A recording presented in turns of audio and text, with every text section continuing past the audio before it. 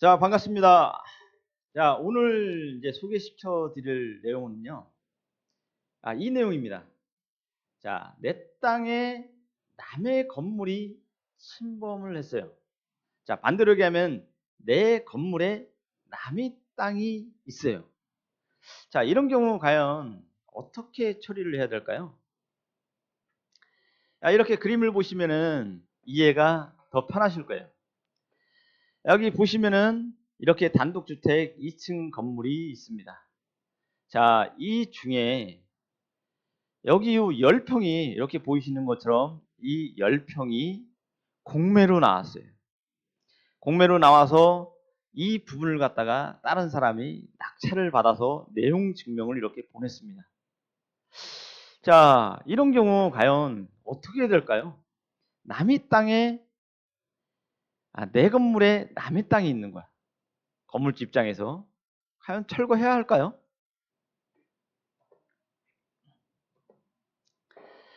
자, 며칠 전에 상담이 들어왔습니다. 상담이 들어와서 이런 부분 한번 이렇게 정보를 드려야 되겠다라고 생각을 해서 본 영상을 찍게 됐습니다. 자, 보시면은 의뢰인이 건부지가 100평인 건물을 짓고 20년 이상을 살고 있었습니다. 그런데 며칠 전 내용 증명을 받았죠. 자, 그 내용이 뭐냐면은 건물의 일부분이 자기가 낙찰받은 토지 위에 침입해서 지었다는 거예요. 그래서 철거 비용, 소송 비용 등 모든 비용을 소송에서 패하게 되면 의뢰인이 전부 다 부담해야 한다는 것입니다. 그리고서 과한 금액으로 토지를 매입하라고 요구하고 있습니다. 자, 이런 사례인데, 자, 밑에 이렇게 그림을 보시면은 소유자가 이렇게 90평을 갖고 있어요. 자, 10평이 이렇게 공매로 나가서 A라는 분이 낙찰을 받습니다. 자, 이때 10평의 토지에 지은 이 건물을 철거해야 할까요?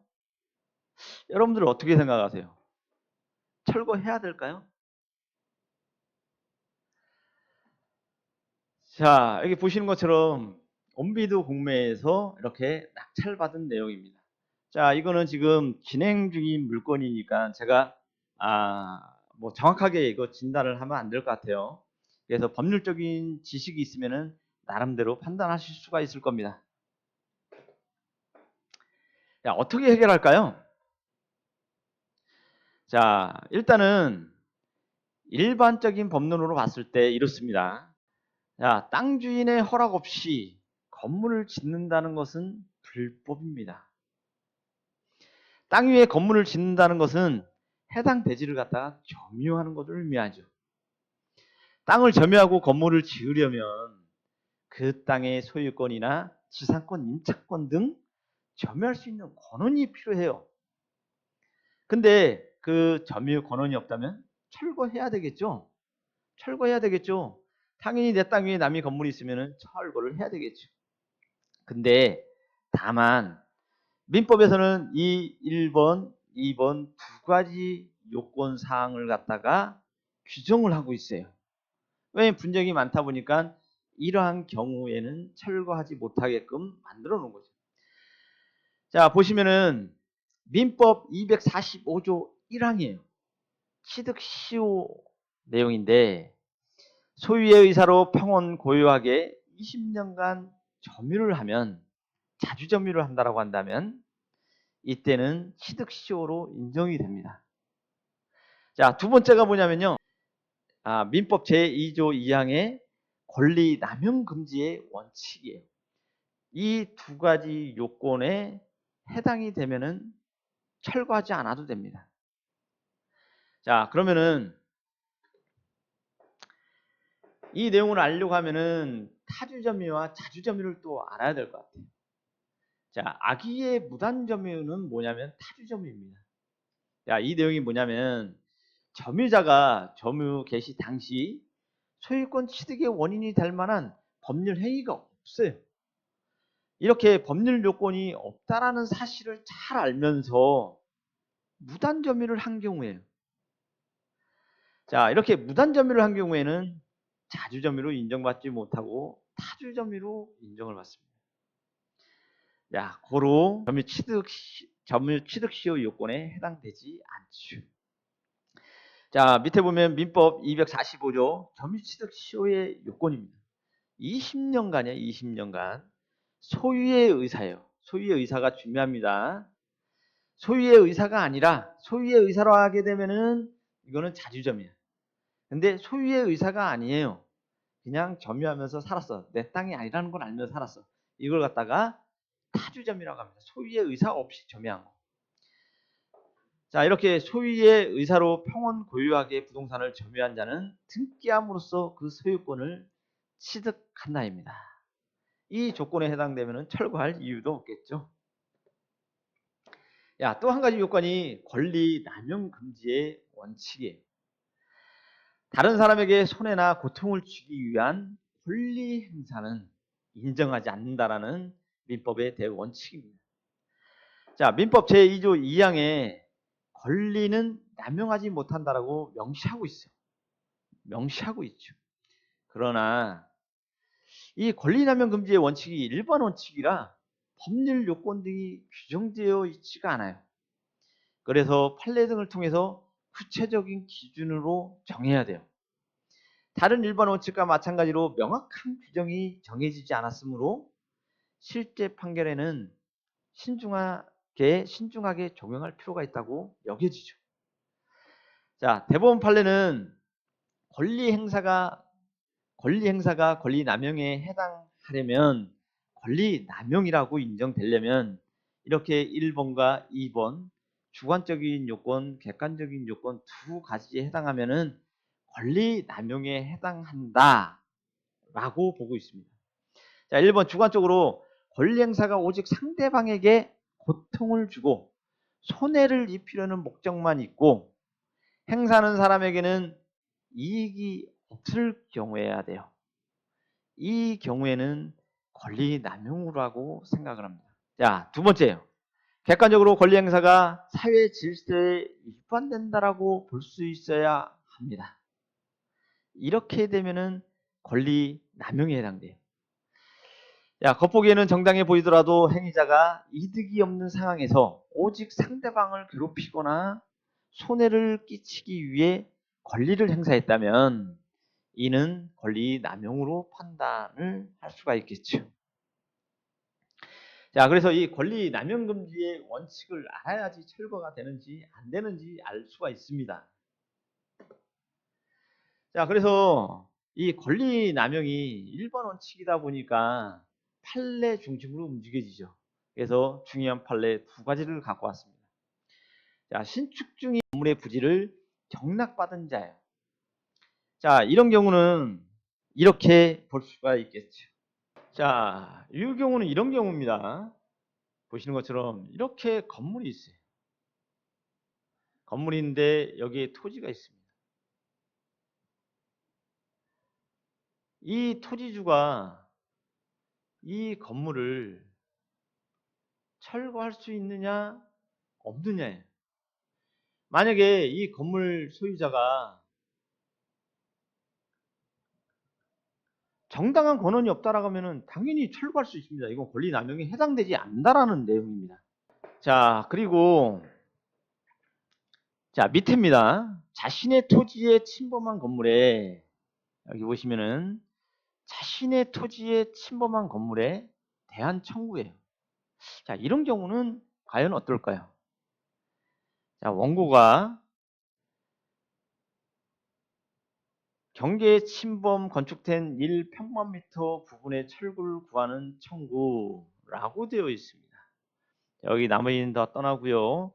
겨우 1평방미터에 불과한 건물 모서리의 벽면에 이르는 부분으로서 이를 철거할 경우 원고에게는 별다른 이득이 없는 반면에 피고에게는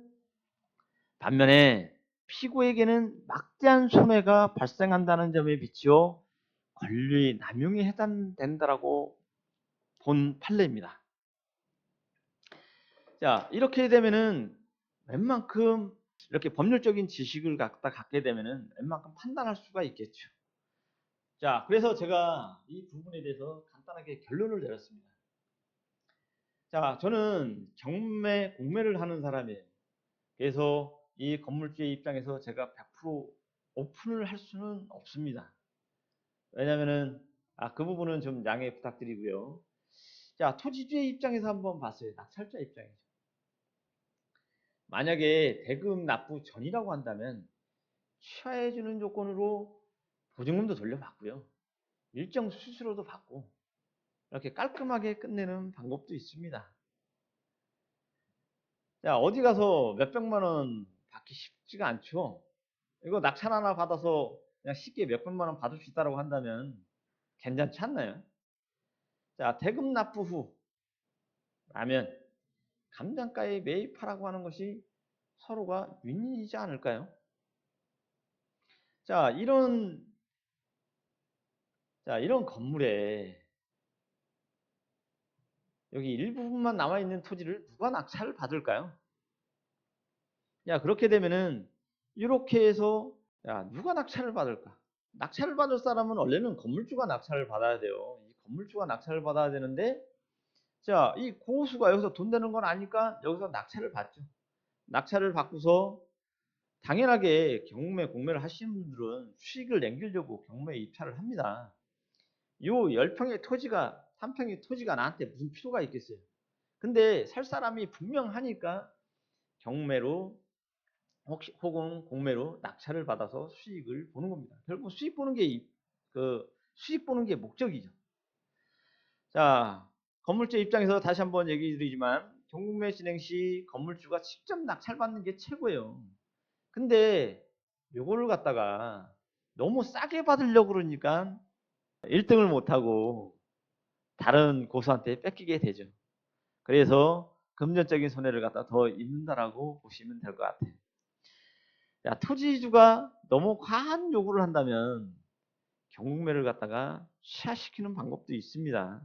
자, 이 방법에 대해서는 너무 자세하게 말씀은 못 드리겠습니다. 자, 저는 경매하는 사람입니다.